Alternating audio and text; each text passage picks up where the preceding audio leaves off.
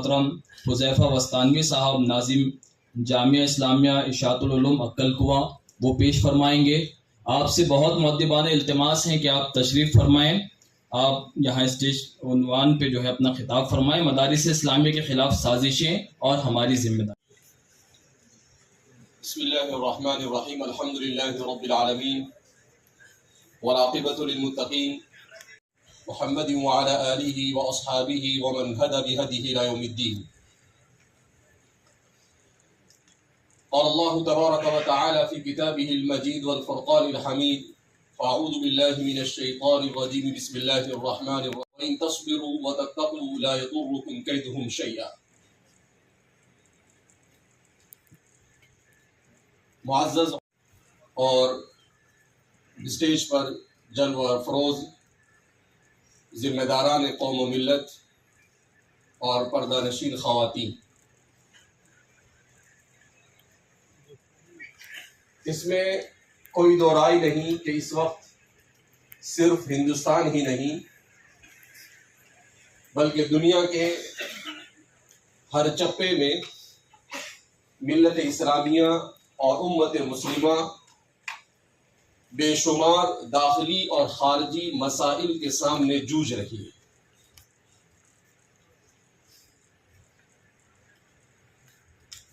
اور ان مسائل کا مقابلہ کرنے کے لیے ہمیں بیدار مغزی اور ساتھ ہی ساتھ حکمت عملی اور اپنی اجتماعیت اور اپنی صف میں وحدت کو پیدا کرنے کی ضرورت ہے۔ مدارس اسلامیہ جو اس ملک میں مسلمانوں کی تعلیم کے ذمہ دار ہیں، ان مدارس اسلامیہ کا اگر پس منظر ہم جانیں، اور جیسا کہ ہم سبھی جانتے ہیں اس لیے کہ ہم میں سے اکثریت کا تعلق انہی مدارس سے ہے، تو یہ 1857 کے بعد وجود میں آئے۔ اس کا یہ مطلب نہیں کہ 1857 سے پہلے مدارس نہیں تھے، 1857 سے پہلے بھی مدارس تھے، مگر 1857 سے پہلے تک اس ملک پر ہماری حکمرانی تھی، لہذا نظام تعلیم پر ہمارے حکمرانوں کو براہ راست ان کو اثر و رسوخ تھا، اور علماء کی نگرانی میں اس ملک کا پورا نظام تعلیم جاری و ساری تھا۔ انگریز جب اس ملک میں آئے تو انگریزوں نے اس ملک میں آنے کے بعد 1857 سے پہلے ہی اپنی تعلیم کو اس ملک میں نافذ کرنے کا آغاز کر دیا۔ جو لوگ ہندوستان میں تعلیم کی تاریخ سے واقف ہیں وہ اچھی طرح جانتے ہیں کہ 18ویں صدی کے اواخر میں انگریزوں نے اپنے اسکول کا قیام بنگال سے شروع کر دیا تھا۔ اس کے بعد 19ویں صدی کے اوائل میں انگریزوں نے اپنی یونیورسٹیاں بھی بنانا شروع کر دی تھی، اور ملک کے مختلف خطوں میں اپنی یونیورسٹیاں انہوں نے کھڑی کر دی، مگر وہ بہت کھل کر کام نہیں کر سکتے تھے۔ ان میں ایک جماعت ایسی تھی جس کا یہ ماننا تھا کہ ہندوستانیوں کو انہی کی زبان میں تعلیم دی جائے، اردو زبان ہی میں تعلیم دی جائے، جو بھی پڑھانا ہو، جبکہ ان کا دوسرا طبقہ وہ تھا جو یہ کہتا تھا کہ نہیں، ہندوستانیوں کو انگریزی میں تعلیم دی جائے۔ اور آخر کار انہوں نے یہی فیصلہ کیا کہ اگر ہم ہندوستانیوں کی فکر پر ہندوستانیوں کی معاشرت پر، ہندوستانیوں کے عقیدے پر اثر و رسوخ حاصل کرنا چاہتے ہیں تو پہلے ہمیں انہیں اپنی زبان سکھانی ہوگی، اور پھر اس کے بعد سیکولر ایجوکیشن کے نام پر انہیں اس طریقے سے ان کے دین سے دور کرنا ہوگا کہ انہیں خود اس کا احساس نہ ہو کہ ہم اپنے دین سے دور ہو چکے ہیں۔ وَإِن كَانَ مَكْرُهُمْ لِتَزُولَ مِنْهُ الْجِبَالُ۔ تو انہوں نے ایسا پروگرام بنایا کہ ایجوکیشن کو سیکولر کا ٹائٹل دیا، جبکہ شیخ عبد الرحمن حبنک المیدانی اپنی ایک کتاب غزو فی الصمیم کے مقدمے میں بڑی اچھی بات آپ نے یورپ اور امریکہ کے ماہرین تعلیم کے حوالے سے نقل کی ہے۔ آپ نے لکھا ہے کہ دنیا میں کوئی بھی سسٹم آف ایجوکیشن، کوئی بھی نظام تعلیم یہ سیکولر ہو ہی نہیں سکتا۔ سوال پیدا ہو، ساری دنیا سیکولر سیکولر تعلیم کہہ رہی ہے اور آپ کہہ رہے ہیں کہ کوئی نظام تعلیم سیکولر ہو ہی نہیں سکتا ہے۔ انہوں نے کہا کہ سیکولر کا مطلب کیا ہوتا ہے اور کیوں سیکولر نہیں ہو سکتا ہے، اسے سمجھنا پڑے گا۔ تو کہا کہ سیکولر کا مطلب ایسا نظام تعلیم، ایسا کیریکولم، ایسا نصاب تعلیم جس میں کسی نظریے کو نہ پڑھایا جائے اور بغیر کسی نظریے کے سائنس، فزکس، کیمسٹری، بایولوجی، قانون اور جتنی بھی چیزیں ہیں ان سب چیزوں کو بغیر کسی نظریے کے پڑھایا جائے، اور کہا یہ ممکن ہی نہیں۔ کیوں ممکن نہیں؟ اس لیے کہ ہر نظریہ تعلیم اپنی پشت پر کوئی نہ کوئی عقیدہ رکھتا ہے۔ ہر نظام تعلیم وہ کسی نظریے اور عقیدے سے عاری نہیں ہو سکتا ہے۔ لہذا اگر کوئی یہ کہے کہ یہ ایسا ایجوکیشن سسٹم ہے جس میں کوئی نظریہ نہیں پڑھایا جاتا تو یہ کذب بیان۔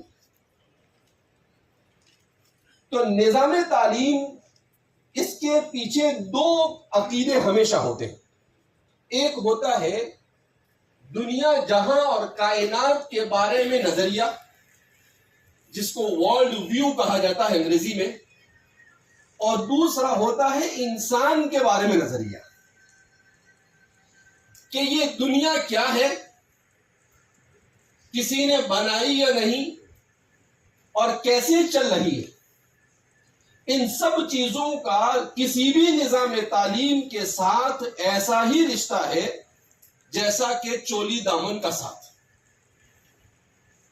اسی طرح سے انسان کون ہے، کیا ہے، کیوں آیا، کہاں جائے گا، کیا کرنا ہے، یہ بھی ہر نظریہ تعلیم کے ساتھ ہوتا ہے۔ اور جس کو یہ سیکولر کہتے ہیں اس میں وہ یہ بتانے کی کوشش کرتے ہیں کہ اس کائنات کو کوئی چلانے والا نہیں، تو کوئی بنانے والا نہیں، چلانے والا نہیں، یہ بھی عقیدہ اور نظریہ ہے۔ اس کو آپ سیکولر نہیں کہہ سکتے، اس کو سیکولر کہا جا سکتا نہیں۔ جو اسے سیکولر مانتے ہیں وہ بے وقوف، اور جو حقیقت کو سمجھتے ہیں وہ اولو الالباب۔ لہذا یہ ایک بات کا کلیئر ہونا اس لیے ضروری ہے کہ ہمارے مدارس اسی سسٹم کا مقابلہ کرنے کے لیے اس ملک میں قائم کیے گئے۔ جب تک کہ ہم اس حقیقت کو نہیں سمجھیں گے وہاں تک کہ ہماری بات مکمل نہیں ہو سکتی ہے۔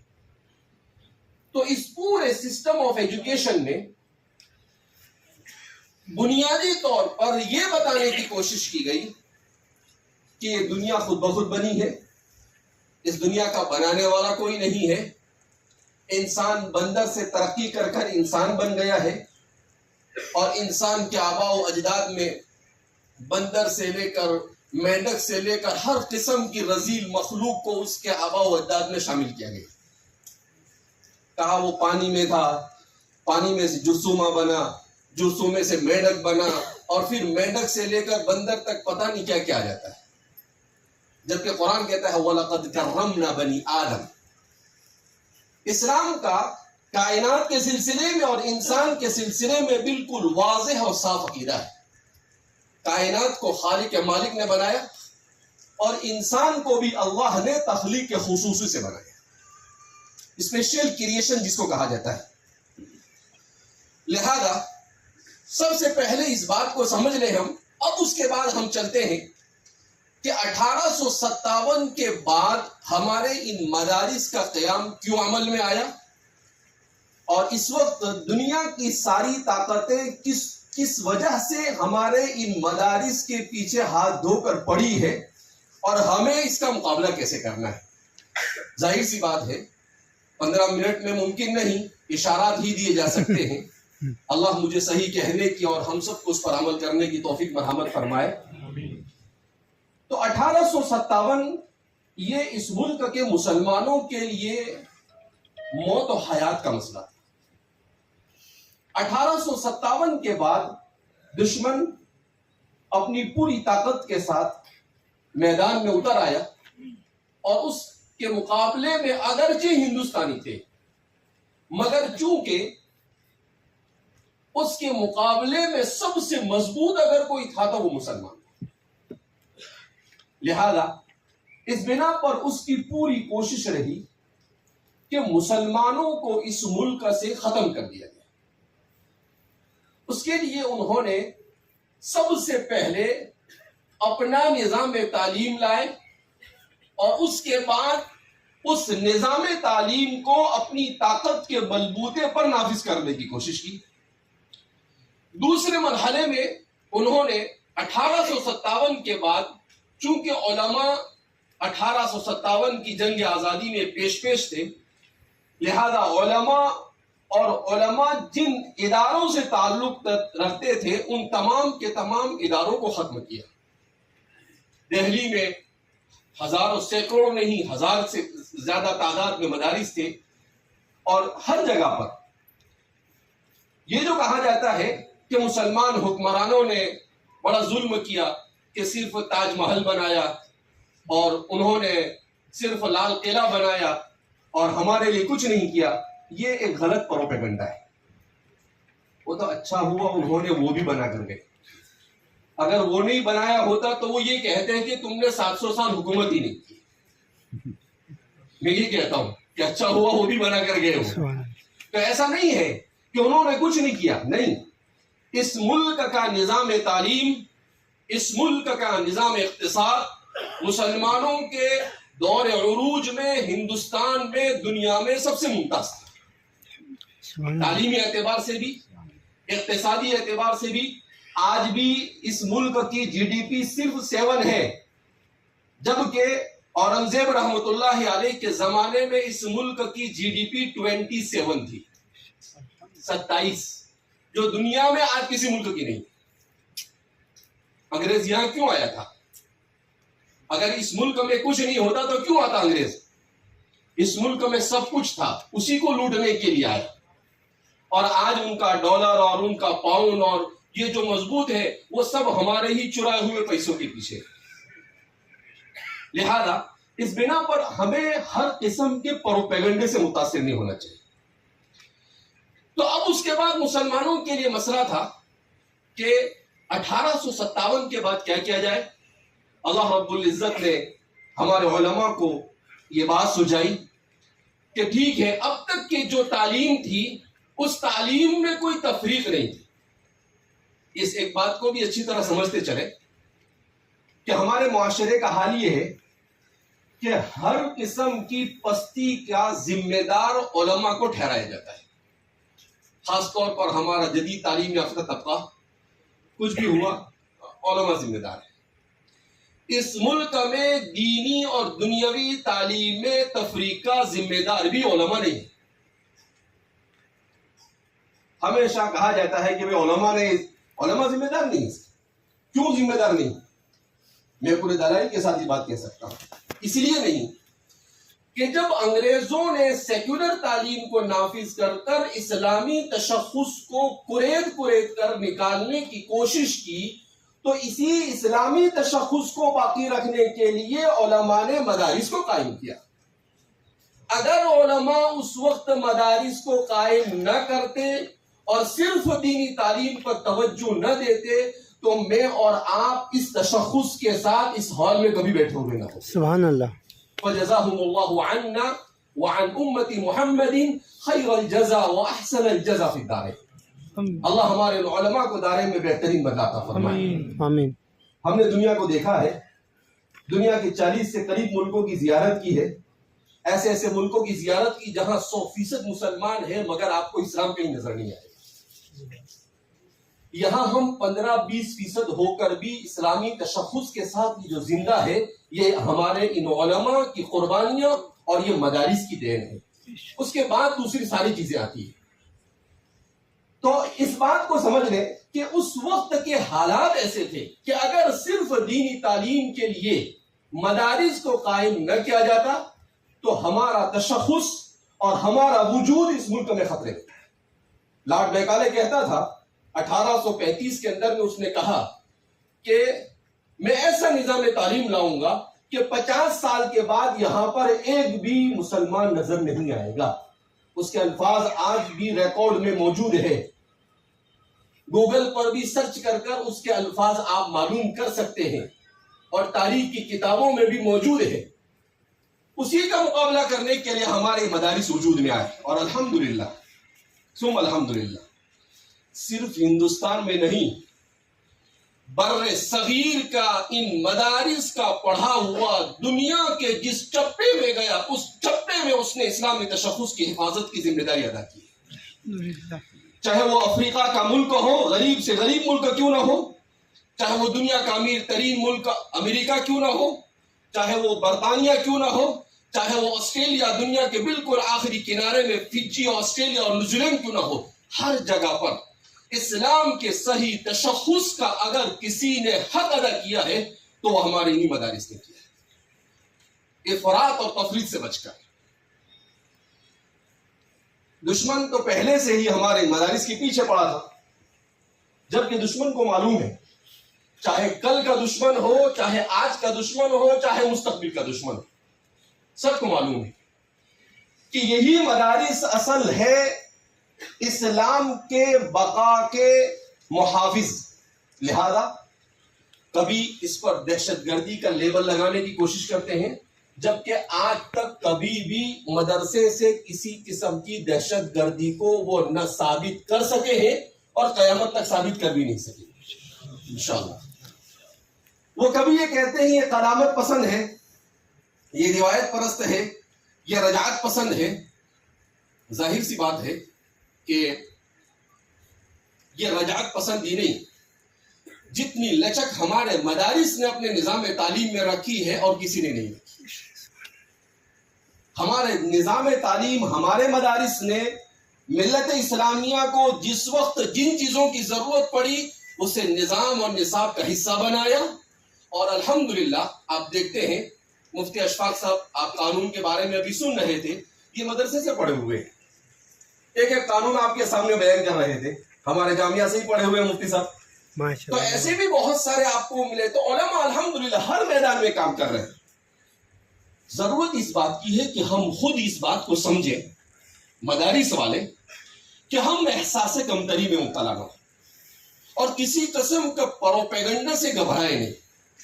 یہ حکومت جن ایجنسیوں کو ہمارے پاس بھیجتی ہے, جن اداروں کو بھیجتی ہے اور یہ کہتی ہے کہ تم کہاں سے ایفیلیشن ہو, تمہارا تم کہاں سے, تم کو مانیتا ہے, ان کو ایسا کہو کہ ملک کے 301 دفعہ میں ہر اقلیت کو اپنی زبان اور اپنی مذہب کی تعلیم کا پورا حق ہے.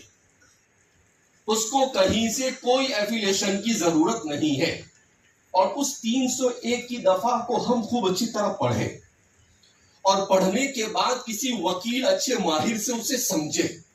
ڈرنے کی ضرورت نہیں. وَلَا تَخَافُوا وَلَا تَحْزَنُوا أَنْتُمُ الْأَعْلَوْنَ إِن كُنتُم مُؤْمِنِينَ. ڈرنا کیا، مرنا تو ایک دن. لیکن اپنے تشخص کے ساتھ، ہمت اور جرت کے ساتھ، حکمت کے ساتھ اپنی ملت کو اپنے ساتھ لے کر چلنا اور اپنے تشخص کے لیے ہر قسم کی قربانیوں کے لیے تیار رہنا، یہ میری اور آپ کی سب سے بڑی ذمہ داری ہے.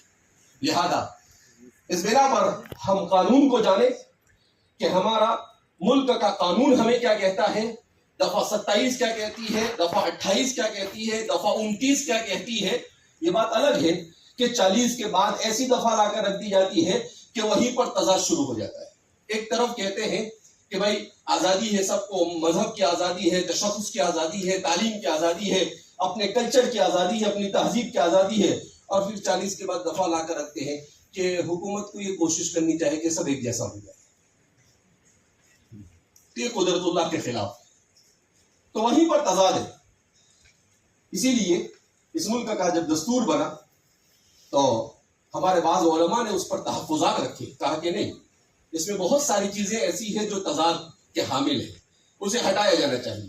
نہیں ہٹایا گیا تو انہوں نے اپنے تحفظ کے ساتھ اس کے اوپر دستخط کیے. ہمیں اپنی تاریخ سے اچھی طرح سے واقف ہونے کی ضرورت ہے، اور ہمیں اس بات کی ضرورت ہے کہ ہم دینی تعلیم کو مکمل دیتے ہوئے عصری ضرورت کے مطابق اپنے طلباء کو کچھ عصری چیزوں کیسے واقف کریں کہ ہمارا طالب علم کسی میدان میں اجنبی نہ ہو. کسی تحقیق کے موقع پر ہمارے لیے اس کے لیے کوئی اصطلاحات نہیں نہ ہو. اس چیز کو سمجھنے کے لیے الحمدللہ انگریزی پڑھا رہے ہیں، تو ہمارے کچھ علماء ایسے ہونے چاہیے جو بہترین انگریزی میں ڈیبیٹ کر سکے، جو بہترین انگریزی میں جواب دے سکے، تقریر کر سکے. صرف انگریزی میں نہیں، جس خطے اور جس صوبے اور جس علاقے میں آپ کا ادارہ ہے اس علاقے کی زبان کے ماہرین کا بھی پیدا کرنا ضروری ہے ہمارے لیے، تاکہ اس علاقے میں کوئی بھی مسئلہ کھڑا ہو تو قلم اور زبان دونوں سے ہم اپنا دفاع کر سکیں. تو اس لیے اپنے آپ کو مضبوط کرنے کی ضرورت ہے، اور ساتھ ہی ساتھ ہمیں حکیم امت حضرت تھانوی رحمۃ اللہ علیہ فرمایا کرتے تھے کہ جہاں نفرت کا ماحول ہو وہاں پر مسلمانوں کو دو چیزیں کرنی چاہیے. ایک تو یہ کہ نفرت کے ماحول کو کم کرنے کے لیے اسلام کی خوبیوں کو لوگوں کے سامنے بیان کرنا چاہیے. ہم بیان ہی نہیں کرتے ہیں. دوسرا، خود ہم اپنے اخلاق ایسے اختیار کریں کہ ہمارے اخلاق کو دیکھ کر وہ متاثر ہو جائے. ہمارے پاس دونوں چیز نہیں ہے. اور میں اپنی بات کو ختم کرنے سے پہلے آخر میں ایک بات کہنا چاہوں گا کہ ہمارے مدارس کو قانونی اعتبار سے مضبوط ہونا بھی ضروری ہے. ہمارے مدارس اگر چیریٹیبل ٹرسٹ کے تحت چلتے ہیں تو اس کے کاغذات ہونے چاہیے. ہمارے پاس اکاؤنٹ ہے تو ہمیں معلوم ہونا چاہیے کہ ہر سال اس کا آڈٹ ہوتا ہے، اس آڈٹ کا نظام ہونا چاہیے. اور جو اکاؤنٹنٹ منظور شدہ حکومت سے ہوتا ہے، ایسے اکاؤنٹنٹ سے ہمیں اپنی رپورٹ کو آڈٹ کرانا چاہیے. اگر ہم تعمیر کرتے ہیں تو اس کے لیے ہمارے پاس زمین کے کاغذات 7/12 ہونا چاہیے. ہمارے پاس اسی کے ساتھ ساتھ جو کمیٹی ہوتی ہے اس کے امینڈمنٹ ایک کاپی ہونی چاہیے. ہمارے پاس ATG ہونا چاہیے. ہمارے پاس 12A ہونا چاہیے. ہمارے پاس اگر بلڈنگ بنی ہوئی ہے تو اس کی تعمیرات. تو قانونی اعتبار سے ہم اپنے آپ کو ایسا مضبوط کریں کہ انہیں کوئی موقع ہی نہ ملے. لہذا ہم اپنے آپ کو ذہنی اعتبار سے بھی اس قسم کے حالات سے مقابلے کے لیے تیار رکھیں.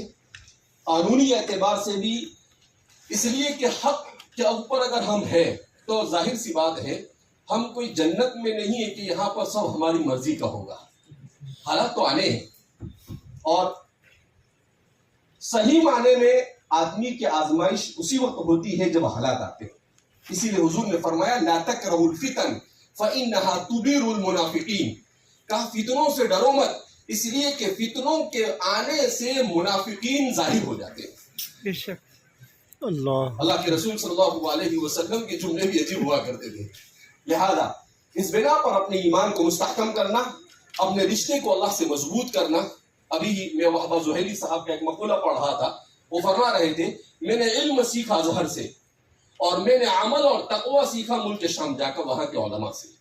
اور پھر اس کے بعد انہوں نے اخیر میں لکھا کہ سر النجاح فی الحیات وہ التعلق مع اللہ. زندگی میں نجات کا اگر کوئی راز معلوم کرنا چاہتے ہو تو اللہ کے ساتھ اپنے تعلق کا مضبوط ہونا. لہذا ہم اپنے تعلق کو مضبوط کریں.